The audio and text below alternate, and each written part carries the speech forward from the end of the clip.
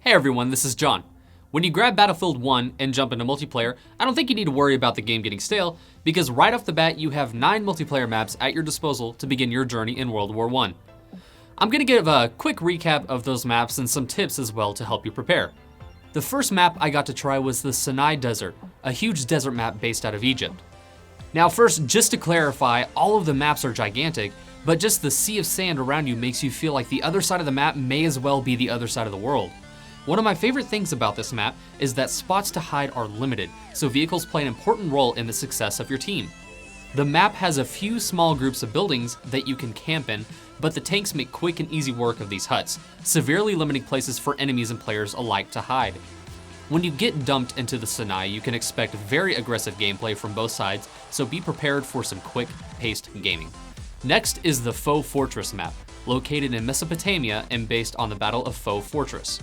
Foe Fortress is situated along a coastline, and as a result, using the torpedo boats can be important for maintaining control of a few of the checkpoints.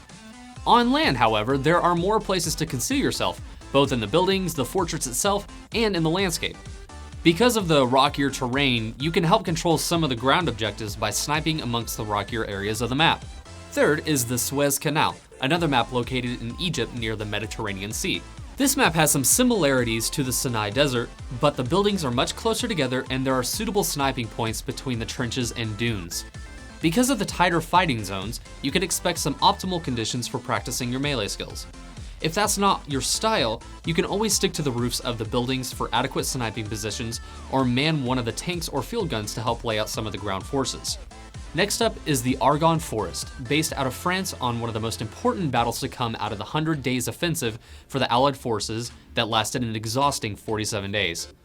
Argonne Forest is not for the claustrophobic, meaning an enemy can drop on you from virtually anywhere.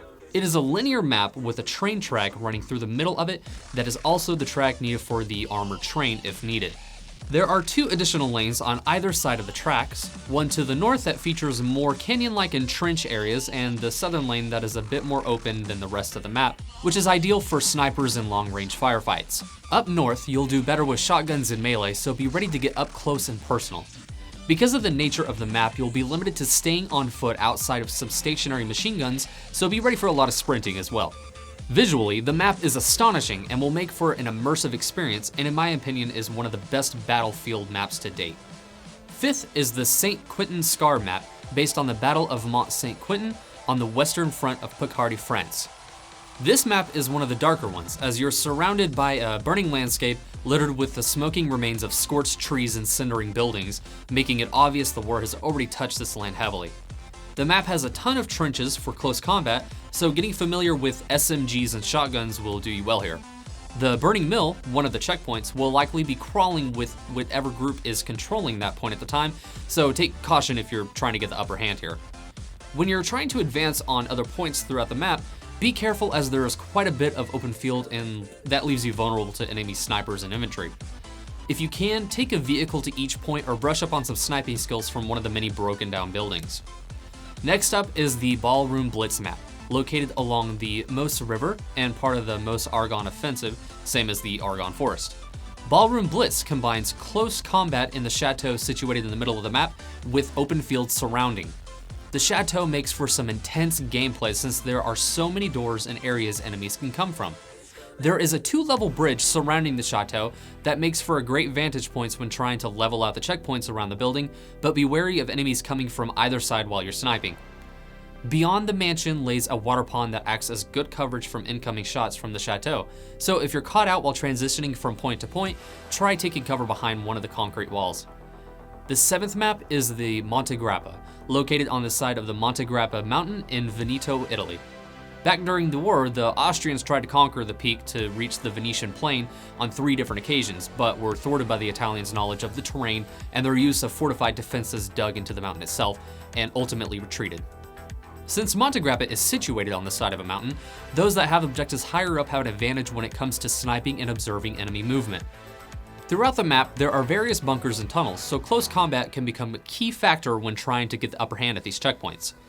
While there are tanks and smaller vehicles on this map, plane warfare can help turn the tides on a difficult checkpoint, but be cautious as the terrain is much closer to the fly zone than you would imagine, and standard ground soldiers don't have much difficulty contributing to damage on the planes. The next map is Amiens, located in northern France and was the third Battle of Picardy. This was part of the opening phase of the 100 Days Offensive. Amiens has the most urban setting we've seen so far, and as a result means there is a ton of different tactical routes you can take on this map. There aren't a lot of open areas on this map with the exception of the bridge Pont Neuf and portions of the main road. You'll want to focus on sticking tight to the walls as there are going to be a ton of snipers in the buildings throughout the map. Because of the tight quarters in the buildings, you can expect to see a ton of grenades being used as well. Unless you are transitioning points, I would suggest you stay clear of the main roads as they are bound to be littered with enemy tanks that will make quick work of you. Other than that, get very familiar with your rifle and sniper as the relentless gunfire will ensure you aren't going to be capable of a lot of spray and pray.